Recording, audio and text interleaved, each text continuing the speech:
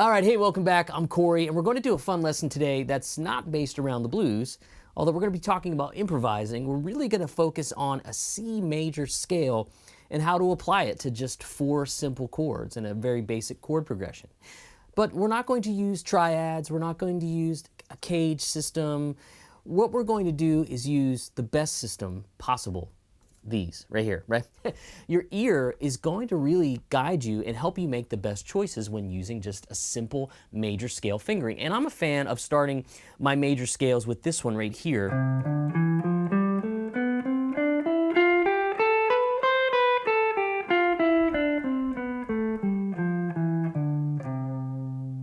And that starts on the 8th fret, 6th string. I'll tab that out for you and add it to this lesson. But that's going to be the vehicle there, that scale, your do, re, mi, fa, sol, la, ti, do.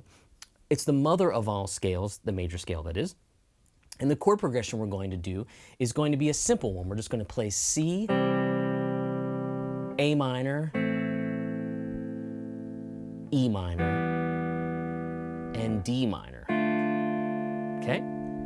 And I'll include this really cool laid-back R&B type track that we're going to do as well. But what's really the thing you want to be thinking about is that as these chord progressions are moving, so many of the notes that are in the scale are covering the notes in the chords. So we don't have to go finding every chord tone and feel like we're on this chord tone expedition. We can just kind of play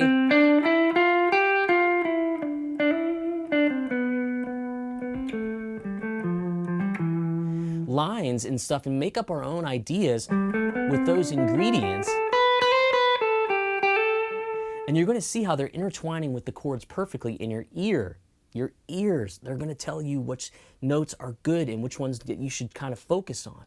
But you're also going to see that there's so much similarity between them, that many of the right notes are the right notes for a lot of chords, not just one chord. I feel like there's too many teachers out there kind of taking you away from that, saying you got to play these notes over this chord and these notes over that chord. So then you're like, well, it's a C, then it's an A minor, and then it's an E minor, then it's a D minor. No, what we're going to do is play a C chord and walk the scale to an A minor, to an E minor, to a D minor,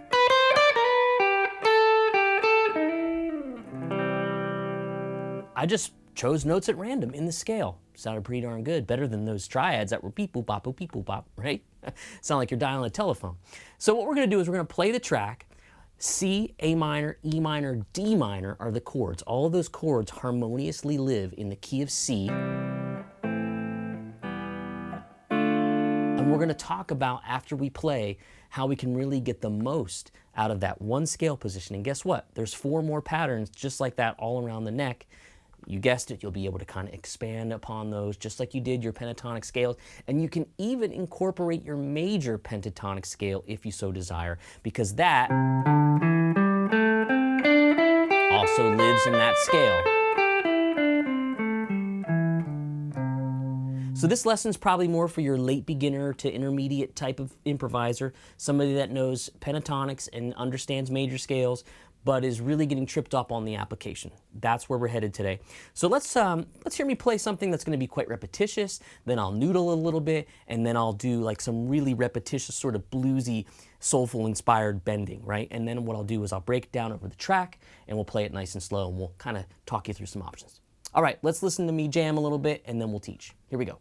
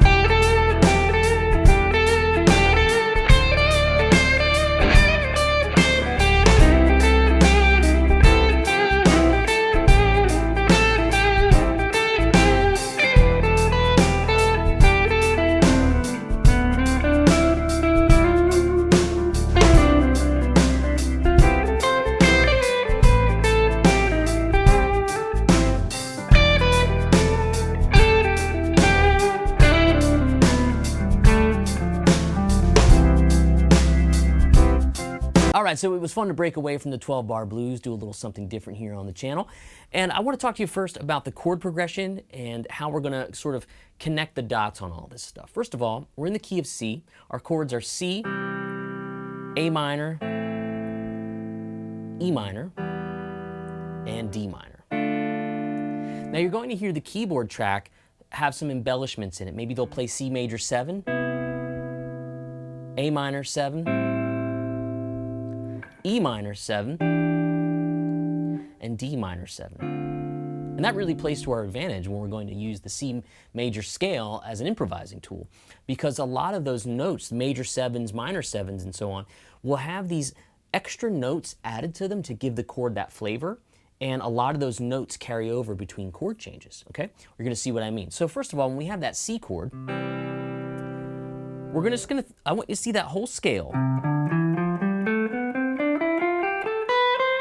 But you'll see me often start from the 4th string, C. I like to play some of these higher strings first. I don't dwell too much on the lower parts of the strings for exercises and examples like this. So we'll start from this C here with our pinky on the 10th fret, 4th string, C, D, E, F, G, A, B, C.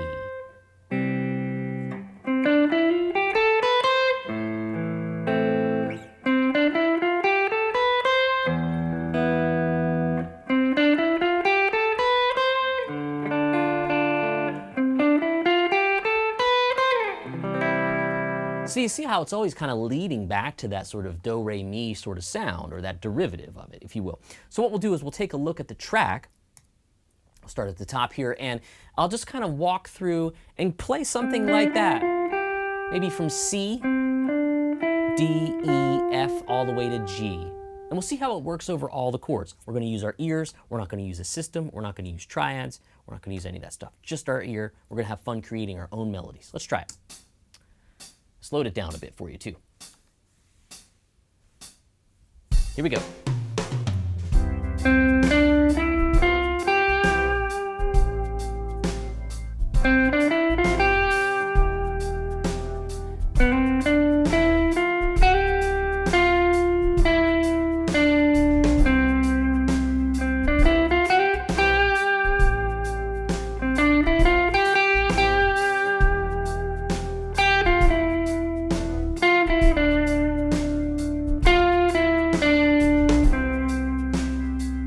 So you see how we're kind of always coming back to that C, but all those notes work so well?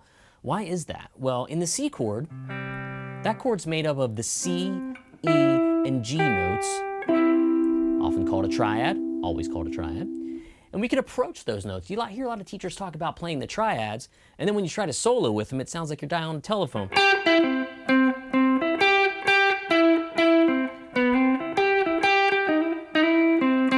Jazzy telephone, right? But if you walk into those notes from a scale, you get a nice sort of piano-esque, line, saxophone. Those kinds of things. But I'm seeing that framework, but really I'm using my ear just to kind of navigate me through the scale and find notes that sound good and sweet. The next chord, A minor or A minor 7, that sounded out of tune there. There we go. I tune because I care.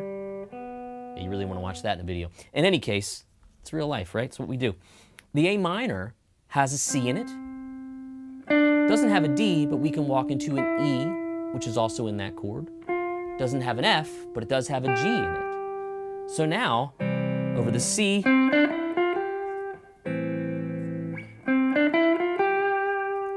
both lines work really well. How about E minor? Or E minor 7. That's got a D in it, so that's a nice chord as well, because it's going to have, not going to have a C, but it does have a D, does have an E, doesn't have an F, does have a G. Keep going. A has a B. So you see there's no system, it's just using your ear and painting with the colors, right? You're gonna paint some pictures that look terrible sometimes, but you're gonna paint some other ones that are real sweet. See, right? Play the notes that are in the scale and use your ear and it will always tell you. Then over the D minor, you have a C note in that chord, actually, or a D minor 7, you have a C in it. You have a D, E will sound decent. F is the minor third of that chord, great choice. G, walk up to A, because that's in the chord. B is an extension, could sound good. C will work over a D minor 7. So you have all these notes that continue to keep cycling around, and you're never on the chord long enough to really stay in a note that doesn't sound very good. So if we're playing this D minor 7,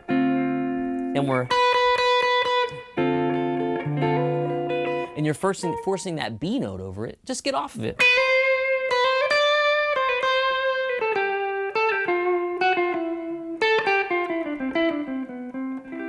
Okay, so you reach for the whammy bar and it's not there. All right, so let's jam over the track a little bit more, and let's talk about how we're going to play that first opening line I played.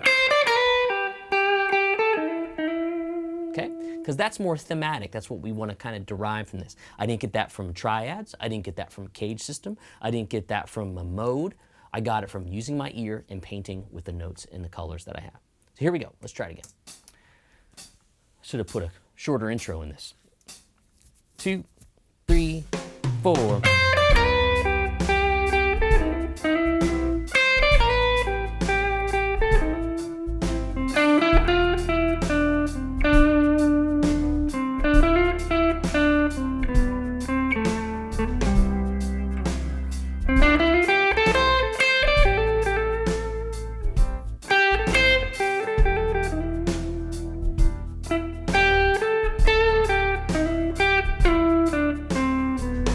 So the root's always your friend.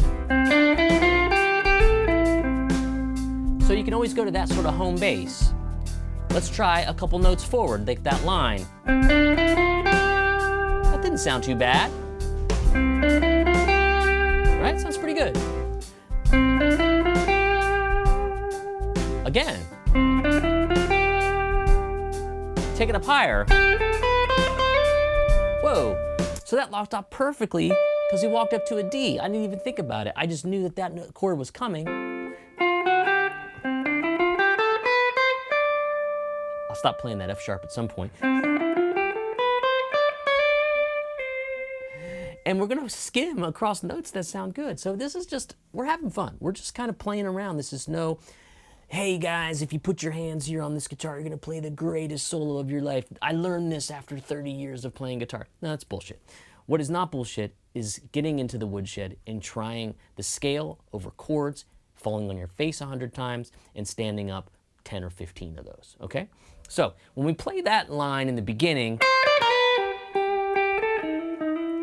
I want to talk to you about finding some notes and then using just a slide technique to really sort of make them sound more soulful, a little bit more groovy and bluesy. So what I do is I start here on the C, then I go to the D, down to the B, but I think of a destination on that string and I slide into it. And the easiest thing to do is just kind of play a half step below. And if you watch my right hand, the pick and the note gets there at the same time. Now if I were to go, doesn't have the same vibe. So that's how you want to practice it, slowly. You don't want this, because that's two notes. We want one note, but we want this sort of legato sound.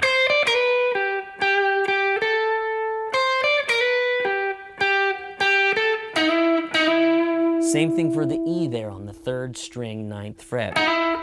Same technique.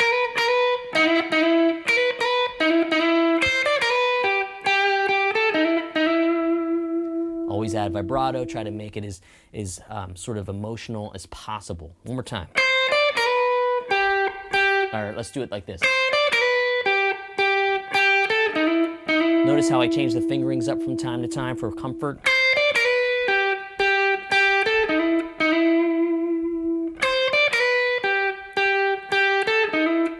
I shift up and use my 1st and 3rd fingers there. Because I'm used to playing these in a pentatonic fashion, so I go with what my hands are used to, okay, and what feels good and feels strong. No wrong answers there. You do what sounds good. I always say I don't care if you play it with your toes. If it sounds good, it is good. All right, so final thing to think about. If you haven't messed around with major scales much, but you've played that major pentatonic, you got another great sort of tool in your arsenal here, another weapon in your arsenal. We can play the track, play the major pentatonic scale, C major. Let's wait for it to come back around. A 1, 2, so we'll start from the bottom, just hear it. See how I slid in there?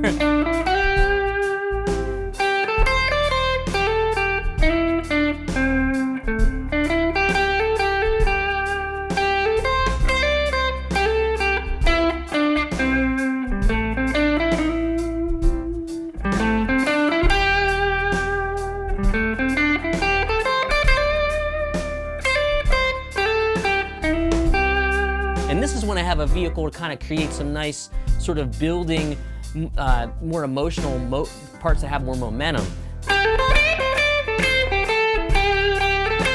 Bend, because that gets me up to an E. We have an E in the scale.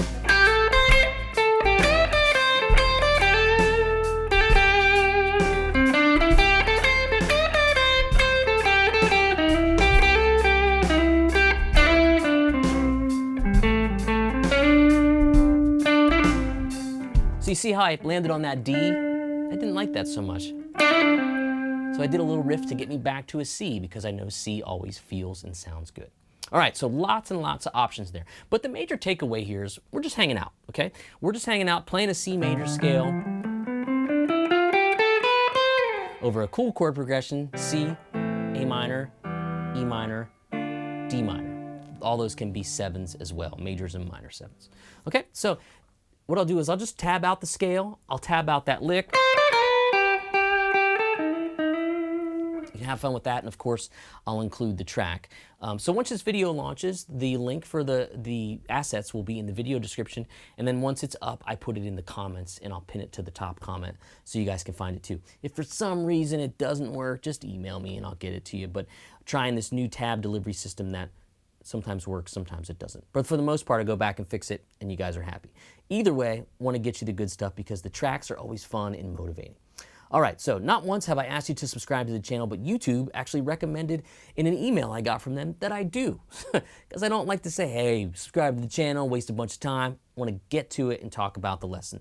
So please subscribe to the channel if you haven't, and if you dig this content, I'd appreciate it. You can always hit the thumbs up. That helps the video circulate even more, and subscribing obviously helps build and grow the channel. The more of that I have, the more time I can spend to creating more content, lessons, demos, and all that stuff for you guys. It's super fun and important to me, and I have a blast doing it. Great to hear from everybody out there. Enjoy this lesson, and there'll be more. All right, thanks so much for watching. I'm Corey. I'll see you on the next one.